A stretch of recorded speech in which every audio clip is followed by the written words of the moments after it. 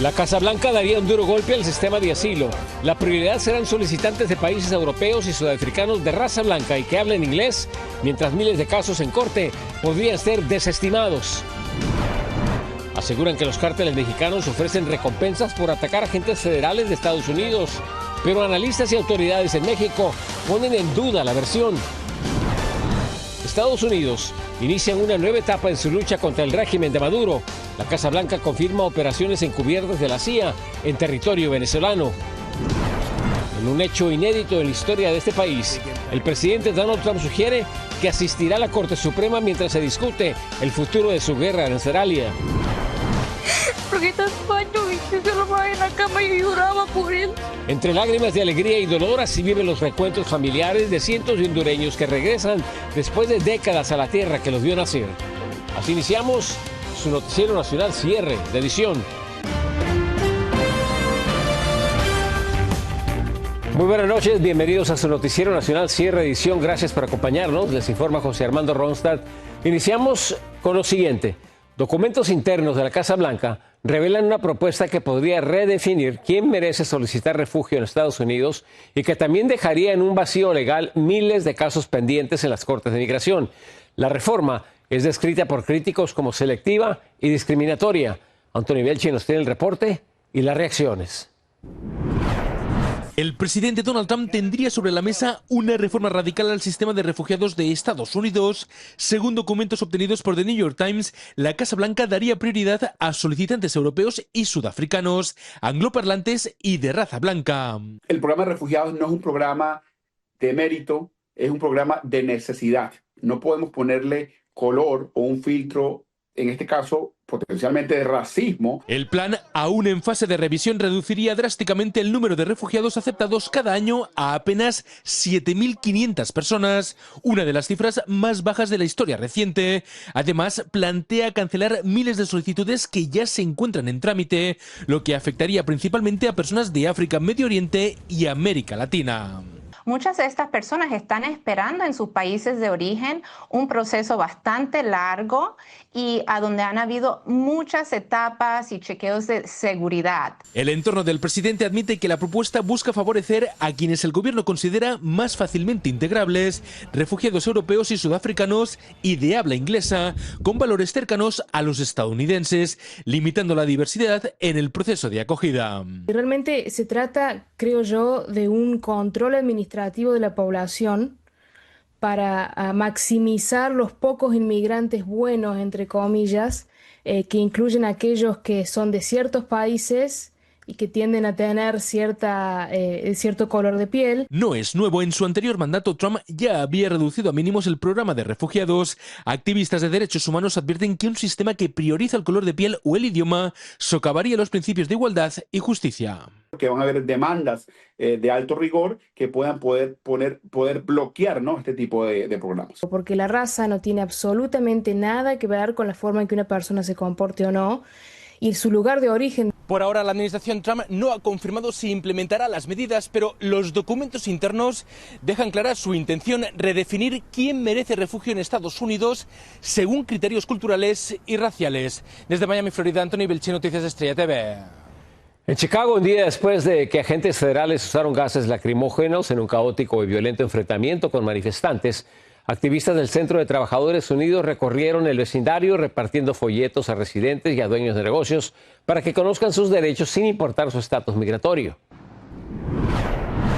We want them to also be able to help us by recording any illegal detainments that happen or any, violent altercations that are initiated by ICE, because we want to have them on video to show the world the reality, the truth here.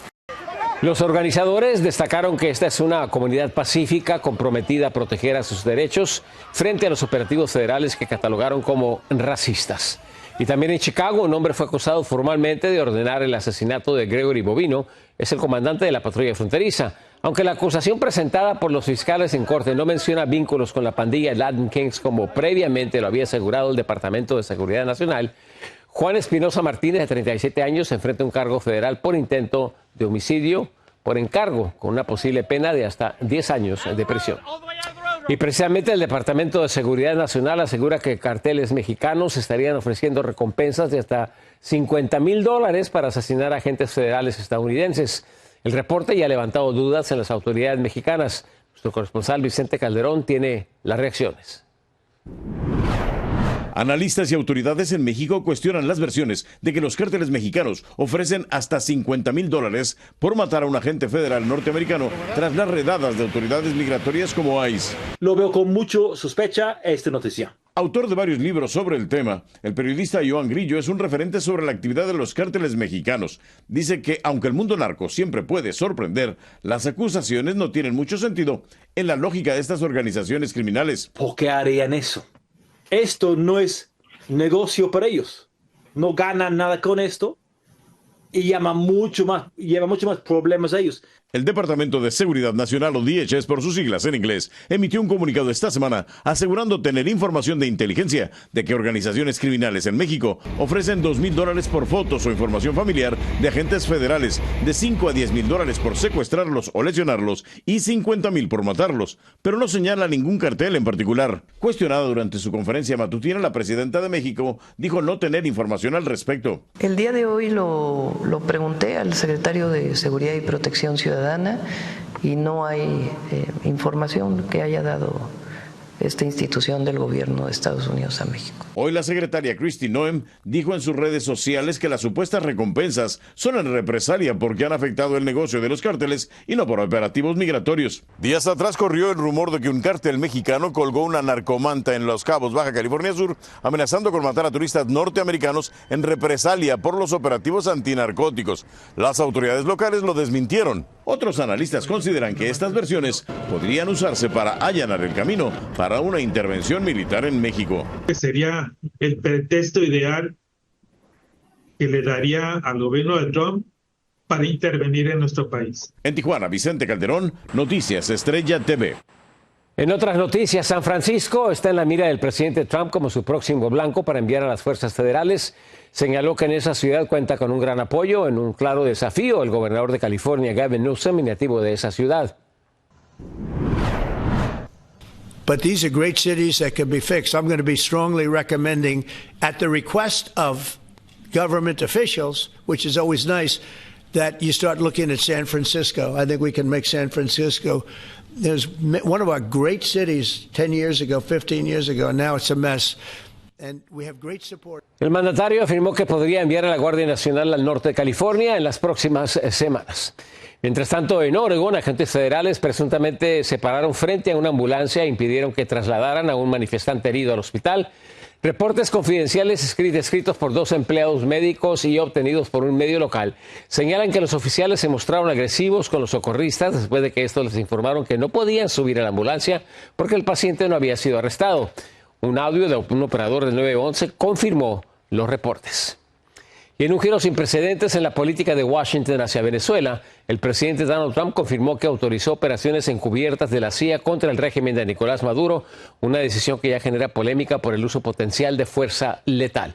María Teresa Sarabia nos tiene la siguiente historia. Estados Unidos inicia una nueva etapa en su lucha contra el régimen de Nicolás Maduro. Esta tarde el presidente Trump confirmó que autoriza las operaciones de agentes encubiertos de la CIA en territorio venezolano. De acuerdo con el diario The New York Times, estas incursiones estarían autorizadas para usar fuerza letal, aunque en la conferencia de prensa de hoy no profundizó en este tema. What's the next step in this war on cartels, and are you considering options? Are you considering strikes on land? Well, I don't want to tell you exactly, but we are certainly looking at land now because we've got the sea very well under control. Pero los cuestionamientos no terminaron ahí. Si bien no hubo mayores detalles sobre las acciones que realizarían los agentes infiltrados, le preguntaron si tenía la facultad de quitar del poder a Nicolás Maduro. Does the CIA have authority to take out Maduro? Oh, I don't want to answer a question like that. That's a ridiculous question for me to be given. Not really a ridiculous question, but wouldn't it be a ridiculous question for me to answer? But I think Venezuela is feeling heat. Lo que el presidente sí mencionó son sus razones para ordenar estas acciones encubiertas. Trump dijo que lo hizo como respuesta al hecho de que Nicolás Maduro liberó presos y enfermos mentales para que cruzaran la frontera hacia Estados Unidos.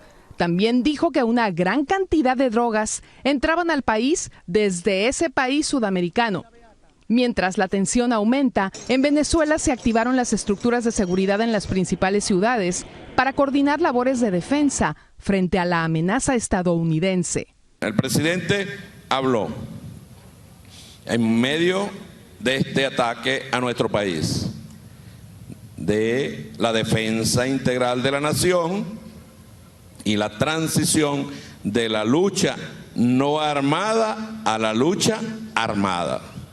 En total, Estados Unidos hundió 5 embarcaciones desde que a inicios de septiembre comenzaron los ataques contra botes que transportaban droga en el Caribe. El anuncio de estas operaciones encubiertas sientan un precedente, ya que no es común que un presidente las anuncie antes de iniciarlas. Los predecesores de Trump lo hicieron cuando los operativos ya habían culminado o ya habían iniciado. María Teresa Saravia, Noticias Estrella TV. Decenas de periodistas abandonaron hoy el Pentágono en protesta por una nueva póliza de acceso de información para reporteros. Los comunicadores fueron vistos con cajas, retirándose de las instalaciones militares. Por lo menos 30 organizaciones de prensa se han negado a firmarla y han advertido de una potencial menor cobertura del ejército más poderoso del mundo. Una de las reglas dice que sus credenciales podrían ser revocadas si pedían a empleados del Pentágono revelar información clasificada o mismo autorizada por el Pentágono. Tenemos un corte comercial, regresamos con más información. Ya son 2 semanas del cierre del gobierno y una jueza federal frena los esfuerzos del gobierno para recortar miles de trabajadores. Familias hondureñas se reencuentran después de varios años obligados por la dura política migratoria de este país.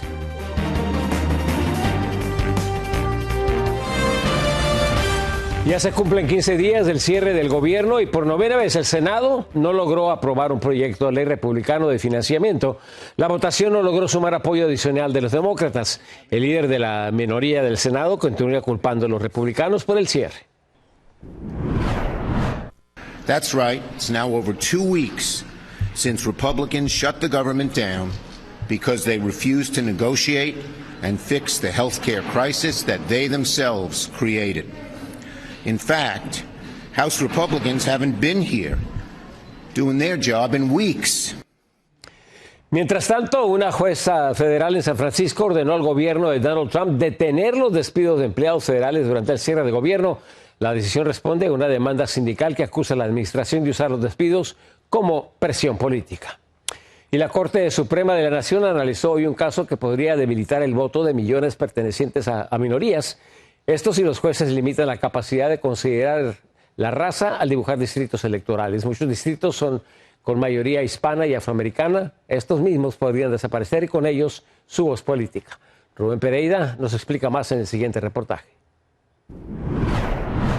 Durante los argumentos orales, los jueces de la Corte Suprema mostraron señales de que podrían restringir la sección 2 de la Ley de Derecho al Voto, que permite impugnar mapas que debiliten el poder de voto de las minorías, como los latinos o afroamericanos, incluso si no hay intención consciente de discriminación. Lo que ha existido desde los años 60 con la ley electoral de la época es que se han hecho zonas geográficas basadas en la raza de la gente para que de esa manera pueda haber mayoría de votos de una raza en particular, porque se considera que ha habido poca representación de esos grupos en el Congreso. En Luisiana, inicialmente se enfrentaba un mapa con un solo distrito mayoritariamente afroamericano, a pesar de que 1/3 de la población del estado es precisamente afroamericana.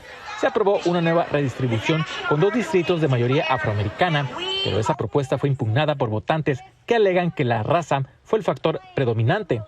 La Corte Suprema puede decir que eso en realidad no es legal ni ético, porque los distritos deberían ser basados no en raza, porque el país es ciego a las razas, sino que debería ser basado en interés político. El impacto podría sentirse en estados como Arizona, Texas y Nevada, donde los mapas electorales definen si los hispanos logran elegir a representantes que reflejen sus intereses.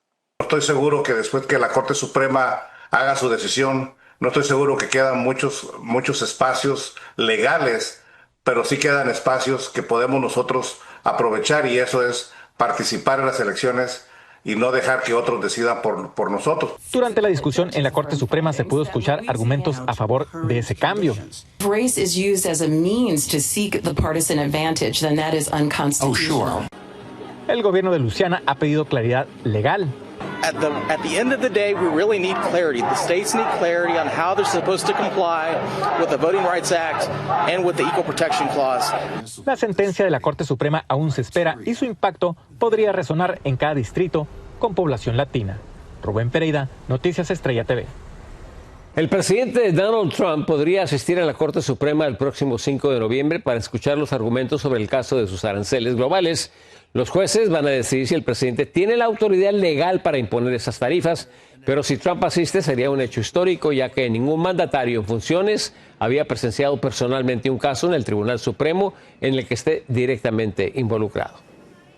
Y presuntos piratas informáticos ingresaron al sistema de altavoces en 4 importantes aeropuertos. Turkish hacker Cyber Islam is here. Telegram-channel Cyber Islam.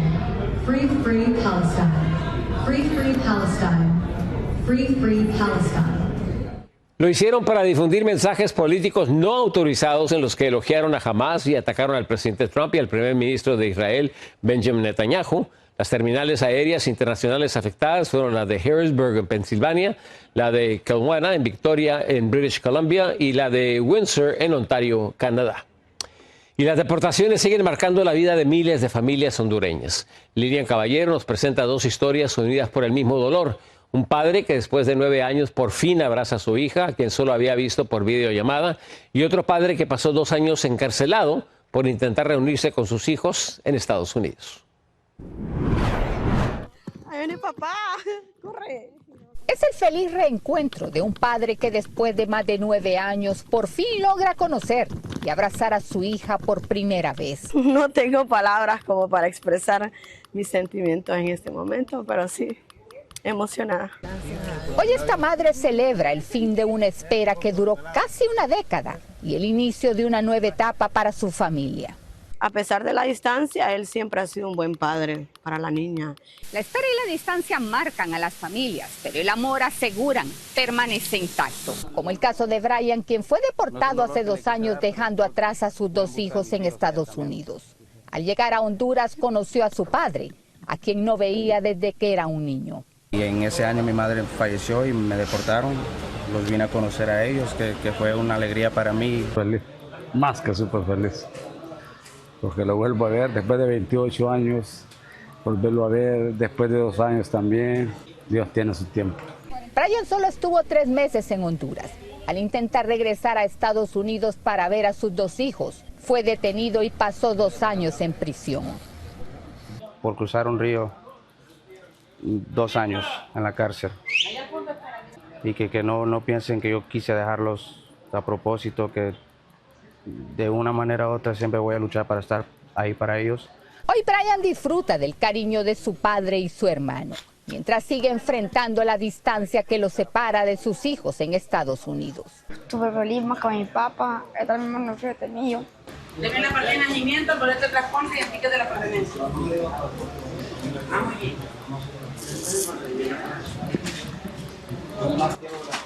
Porque tantos años y yo lo veía en la cama y lloraba por él. En Honduras, Lilian Caballero, Noticias Estrella TV. En otras noticias internacionales, 2 explosiones sacudieron Ecuador este miércoles, menos de 24 horas después de que un coche bomba explotara en Guayaquil, dejando un muerto y 30 heridos.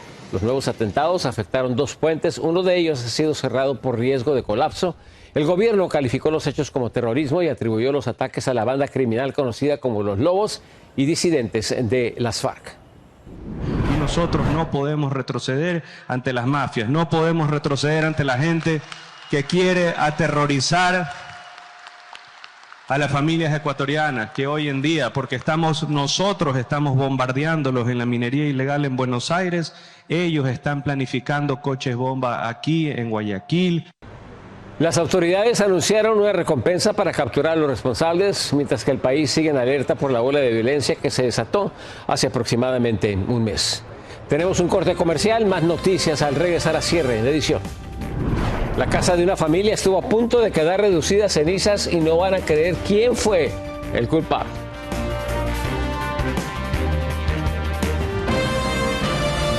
Un perro travieso provocó un incendio en una casa en Chapel Hill, Carolina del Norte. La mascota de nombre Colton mordió una batería de litio que no estaba guardada de manera segura, rompiendo sus protecciones y causando el fuego. Por suerte nadie resultó herido y la casa solo sufrió algo de humo y una alfombra arruinada. Y durante una competencia mundial, un ciclista de Bélgica mostró una determinación impresionante tras sufrir una caída. Llevó su bicicleta al hombro hasta la meta. El atleta compartió la imagen en Instagram con un emotivo mensaje que cito: luché por la victoria, pero desafortunadamente perdí. Nunca te rindas. A pesar de algunos cortes por la caída, el corredor no se dejó vencer y terminó la carrera con gran espíritu de lucha. Muy buenas noches, gracias por acompañarnos. Yo soy José Armando Ronsta. Los esperamos mañana en su Noticiero Nacional, cierre de edición.